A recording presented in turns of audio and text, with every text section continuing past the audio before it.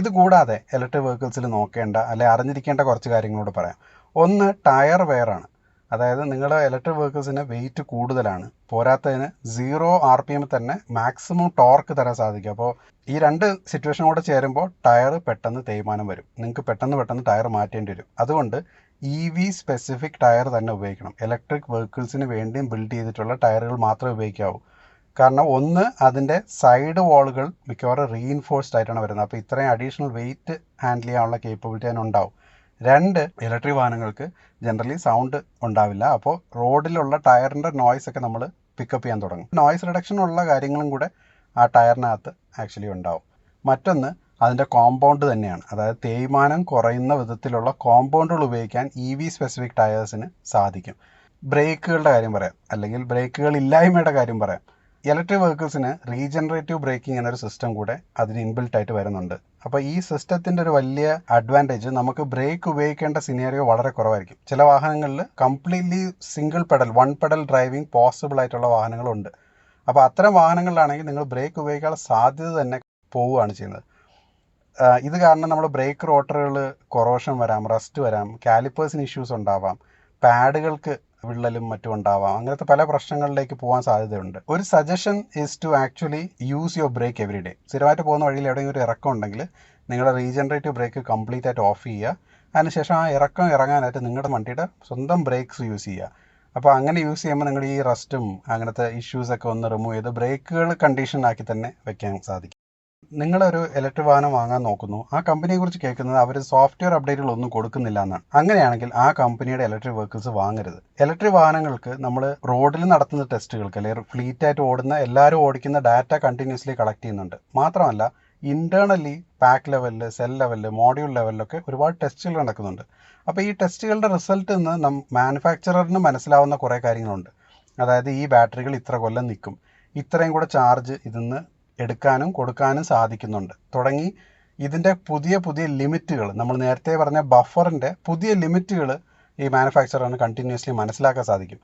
അപ്പോൾ ഒരു കമ്പനിക്ക് അവർക്ക് സോഫ്റ്റ്വെയർ അപ്ഡേറ്റ്സ് റെഗുലറായിട്ട് വരുന്നുണ്ടെങ്കിൽ 2 കൊല്ലം 3 കൊല്ലം നിങ്ങൾ ആ സ്കൂട്ടർ ഉപയോഗിച്ച ശേഷം ചിലപ്പോൾ ഒരു അപ്ഡേറ്റിൽ അവർക്ക് മനസ്സിലായി കാണും ഈ ബാറ്ററിയുടെ ശരിക്കുമുള്ള പൊട്ടൻഷ്യലിൽ ഇനി ഒരു 2% കൂടെ ആക്ച്വലി കസ്റ്റമറിന് കൊടുക്കാൻ സാധിക്കും. അവരുടെ വാറണ്ടി പീരീഡിനുള്ളിൽ കേടാവുകയോ അല്ലെങ്കിൽ ബാറ്ററിക്ക് എന്തെങ്കിലും തരത്തിലുള്ള മോശം സിറ്റുവേഷൻ ഉണ്ടാവാത്ത വിധത്തിൽ തന്നെ ഒരു 2% കൂടെ കസ്റ്റമറിന് കൊടുക്കാൻ സാധിക്കും. മാത്രമല്ല ചാർജ് ചെയ്യുന്ന സ്പീഡ് കുറച്ചുകൂടെ ഇൻക്രീസ് ചെയ്യാൻ ആക്ച്വലി സാധിക്കും. ഈ സെല്ലുകൾക്ക് അത്ര എടുക്കാനുള്ള കേപ്പബിലിറ്റി ഉണ്ട് എന്നുള്ള സ്റ്റഡി നടക്കുന്നത് കുറച്ച് കാലം കഴിഞ്ഞിട്ടായിരിക്കും. അപ്പോൾ ഈ 2 to 3 years കൊണ്ട് പഠിച്ച ആ ഇൻഫർമേഷൻ കസ്റ്റമേഴ്സിൻ്റെ യൂസേജ് ബിഹേവിയർ ഒക്കെ വെച്ചിട്ട്, പാറ്റേൺ വെച്ചിട്ട് പറയാൻ സാധിക്കും ഈ വണ്ടിക്ക് 2% എക്സ്ട്രാ കൊടുക്കാൻ സാധിക്കുമെന്ന്. അപ്പോൾ നിങ്ങൾ ആ 3 കൊല്ലം കൊണ്ട് നഷ്ടപ്പെട്ടത് 2% ആണെങ്കിൽ ചിലപ്പോൾ ഒരുപക്ഷെ 2% തിരിച്ച് കിട്ടുമ്പോൾ നിങ്ങളുടെ വണ്ടി 3 കൊല്ലത്തിന് ശേഷം ഒറിജിനലായിട്ട് വാങ്ങിച്ചപ്പോൾ എത്ര റേഞ്ച് ഉണ്ടായിരുന്നോ ആ റേഞ്ചിലേക്ക് വന്നുകൂടാതെ ഇല്ല. ഈ ഒരു പോയിന്റ് ഇപ്പോൾ വലിയ റെലവൻ്റ് അല്ല, പക്ഷേ നമ്മൾ കുറച്ചാലും കഴിയുമ്പോൾ വളരെ പവർഫുൾ ആയിട്ടുള്ള ചാർജസ് കണ്ടു തുടങ്ങും. അങ്ങനെ കണ്ടു തുടങ്ങുമ്പോൾ ഈ പോയിന്റിന് റെലവൻസ് വരും. അതായത് ഒരു വെഹിക്കിളിന് 250 kW ചാർജ് ചെയ്യാനുള്ള കേപ്പബിലിറ്റി ഉണ്ടെന്ന് എഴുതിയിട്ടുണ്ട്. പക്ഷേ അത് കണക്ട് ചെയ്തിട്ടാൽ, ആ 250 kW ചാർജർ കണക്ട് ചെയ്തിട്ടാൽ അതിൻ്റെ ബാറ്ററി പെട്ടെന്ന് ഹീറ്റായിട്ട് ഈ 250 kW ഒരു 5 മിനിറ്റും പിന്നെ അങ്ങോട്ട് 80 kW 20 kW ഒക്കെ ആയിട്ടാണ് ചാർജ് ചെയ്യുന്നത്. അത്തരത്തിലുള്ള വണ്ടിയേക്കാളും എന്തുകൊണ്ടും ഭേദമായിരിക്കും 150 kW ചാർജ് ചെയ്യാൻ കഴിയൂ, പക്ഷേ 150 kW തന്നെ കണ്ടിന്യൂസ്ലി ചാർജ് ചെയ്തുകൊണ്ടേയിരിക്കും എന്നുള്ള വണ്ടി. അതൊരു ഇൻഡിക്കേഷനാണ് ആ വണ്ടിയുടെ ബാറ്ററിയുടെ കൂളിംഗ് സിസ്റ്റം വളരെ എഫക്റ്റീവ് ആണ് എന്നുള്ളതിന്. നല്ല ഇലക്ട്രിക് വെഹിക്കിൾസ് വാങ്ങിക്കുക. ഗിമിക്കുകളിലോ അല്ലെങ്കിൽ കുറച്ച് സ്പെക്കുകളിലോ കുറച്ച് നമ്പറുകളിലോ ഒക്കെ ഒന്ന് വീണ് പോകാതിരിക്കുക. റേഞ്ച് നമ്പറൊക്കെ കേട്ടിട്ട് അല്ലെങ്കിൽ ടോപ്പ് സ്പീഡ് ഇത്ര ഉണ്ടെന്ന് കേട്ട് വീണ് പോകാതെ ആ ഇലക്ട്രിക് വെഹിക്കിൾ വാങ്ങിയ കസ്റ്റമേഴ്സിനോട് ചോദിക്കുക. ഇത് റിവ്യൂ ചെയ്ത ജേർണലിസ്റ്റുകളോട് ചോദിക്കുക, എങ്ങനെയുണ്ട്, സർവീസ് കിട്ടുന്നുണ്ടോ, മെയിൻ്റനൻസ് നല്ലതാണോ, കോസ്റ്റ് എഫക്റ്റീവ് ആണോ, പറഞ്ഞ നമ്പേഴ്സൊക്കെ കറക്റ്റ് ആണോ തുടങ്ങിയ കാര്യങ്ങൾ യൂസ് ചെയ്ത കസ്റ്റമേഴ്സിനോട് ചോദിച്ചിട്ട് വാങ്ങിക്കുക. ചിലർ എന്നോട് വന്ന് പറയാറുള്ളത്, ഞാൻ യൂസ് ആൻഡ് ത്രോ പോലെയാണ് വാങ്ങിക്കുന്നത്, എനിക്ക് ആ വണ്ടിയുടെ സ്പെസിഫിക്കേഷൻ ഭയങ്കര ഇഷ്ടപ്പെട്ടു, അത് കേടായി പോയാൽ എനിക്ക് കുഴപ്പമില്ല, ഞാൻ യൂസ് ആൻഡ് ത്രോ എന്നുള്ള നിലയ്ക്കാണ് വാങ്ങിക്കുന്നതെന്ന് പറഞ്ഞിട്ട് വാങ്ങിയിട്ട് നല്ല പണി വാങ്ങിച്ച ആൾക്കാരെ എനിക്കറിയാം. അവർ പറയുന്ന യൂസ് ആൻഡ് ത്രോയുടെ ഒരു പ്രശ്നം എന്ന് വെച്ചാൽ, നമ്മളൊരു ഷേവിംഗ് റേസർ വാങ്ങിച്ചാൽ അത് യൂസ് ആൻഡ് ത്രോ ആയിട്ടുള്ള ഷേവിംഗ് റേസർ ആണെങ്കിൽ നമ്മളത് യൂസ് ചെയ്തിട്ടാണ് ത്രോ ചെയ്യുന്നത്. നിങ്ങളൊരു വളരെ മോശം ഒരു ഇലക്ട്രിക് വെഹിക്കിൾ വാങ്ങിയാൽ യൂസ് ചെയ്യാതെ തന്നെ ത്രോ ചെയ്യേണ്ടി വരും. ആ വണ്ടിയുടെ ജീവിതകാലം മുഴുവൻ ഒരു വർക്ക്ഷോപ്പിലാണ് ഇരിക്കുന്നതെങ്കിൽ നിങ്ങൾക്ക് യാതൊരു വിധത്തിലുള്ള ബെനിഫിറ്റും ഉണ്ടാവില്ല. കാലങ്ങളായിട്ട് നമ്മുടെ നാട്ടിൽ കണ്ടിട്ടുള്ള ചില ഇലക്ട്രിക് വെഹിക്കിൾസ് ഉണ്ട്. അതായത് ചൈനയിൽ നിന്ന് ബിൽഡ് ചെയ്തിട്ടുള്ള ഇലക്ട്രിക് വെഹിക്കിൾസ്. ഇത് പല കമ്പനികളുടെ പേരിൽ ഭാർഗവൻ EV കമ്പനിന്നോ സതീശൻ EV കമ്പനിന്നൊക്കെ പേരിട്ട് സ്വന്തം പേരിട്ട് വരും. ഇവിടെ ഒരു ഷോറൂം തുടങ്ങുന്നു, ആ ഷോറൂമിലൂടെ ഈ സാധനം വിൽക്കുന്നു. അത് കഴിഞ്ഞ് തിരിച്ച് നിങ്ങൾ ആ ഷോറൂമിൽ ഒരു കൊല്ലം കഴിഞ്ഞ് നോക്കിയാൽ അവിടെ ഷോറൂം കാണില്ല, അങ്ങനെ ഒരു കമ്പനിയും കാണില്ല. ഒരു റെപ്യൂട്ടഡ് ബ്രാൻഡിൽ നിന്ന് വാങ്ങിക്കാൻ നോക്കുക. ഏതെങ്കിലും റോഡ് സൈഡ് കാണുന്ന ഒരു ഷോറൂമിൽ നിന്ന് കേട്ടിട്ടില്ലാത്തൊരു കമ്പനിയുടെ ഒരു പ്രോഡക്റ്റ് വാങ്ങി പണി വാങ്ങിക്കാതിരിക്കുക. കാരണം മിക്കവാറും ചൈനയിൽ നിന്ന് വരുന്ന, ചൈനയിൽ 10 കൊല്ലം 15 കൊല്ലം മുമ്പ് ഉപേക്ഷിച്ച മോഡലുകളാണ് ഇപ്പോൾ ബേസിക്കലി നമ്മുടെ നാട്ടിൽ പല പല രൂപത്തിൽ വരുന്നത്. ഇതിൽ പല വണ്ടികളും നിങ്ങൾ കണ്ടിട്ടുണ്ടാവും. നമ്മുടെ നാട്ടിൽ തന്നെ പല ഫേമസ് കമ്പനികളുടെയും പേരിൽ ഈ വാഹനങ്ങൾ ഇപ്പോൾ നമ്മുടെ നാട്ടിൽ വിൽക്കുന്നുണ്ട്. ഈ ചൈന വാഹനങ്ങളെക്കുറിച്ചൊരു ചെറിയ കാര്യം കൂടെ പറയാം.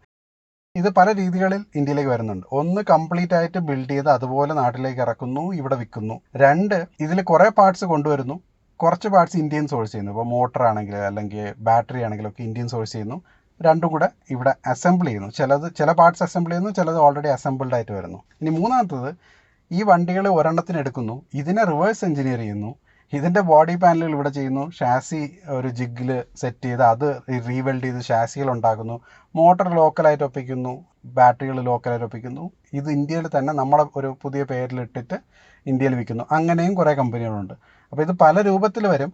ബട്ട് ഇവർക്ക് ആർക്കും തന്നെ സ്വന്തമായിട്ട് വണ്ടി ഡിസൈൻ ചെയ്യാൻ അറിയാത്തതുകൊണ്ട് ഈ വണ്ടികളെ കണ്ടുപിടിക്കാൻ എളുപ്പമായിരിക്കും. എല്ലാ വണ്ടിയും ഒരുപോലെ തന്നെ ഇരിക്കും. ചൈനക്കാർ എങ്ങനെ ഉണ്ടാക്കിയോ അത് അതുപോലെ കോപ്പി അടിച്ച് ഈച്ചയടിച്ചാൽ കോപ്പി അടിച്ച് വെക്കുന്ന പരിപാടി മാത്രമേ നമുക്ക് ആക്ച്വലി അറിയുള്ളൂ.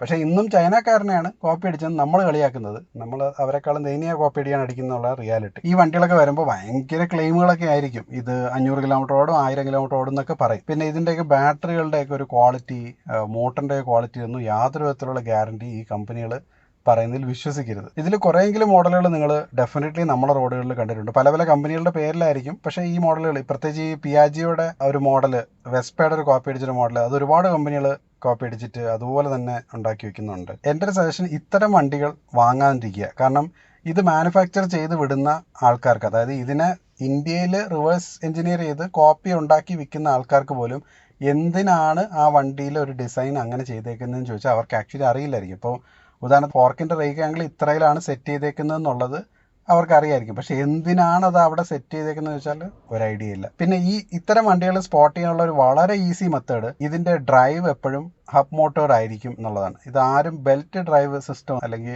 ചെയിൻ ഡ്രൈവ് സിസ്റ്റം ഒന്നും ഉപയോഗിക്കാറില്ല. ഹബ് മോട്ടർ തന്നെ ആയിരിക്കും. ഇത് പറഞ്ഞുകൊണ്ട് iQBനൊന്നും പോയി ചൈന വണ്ടിയാണെന്ന് പറഞ്ഞു കളയരുത്.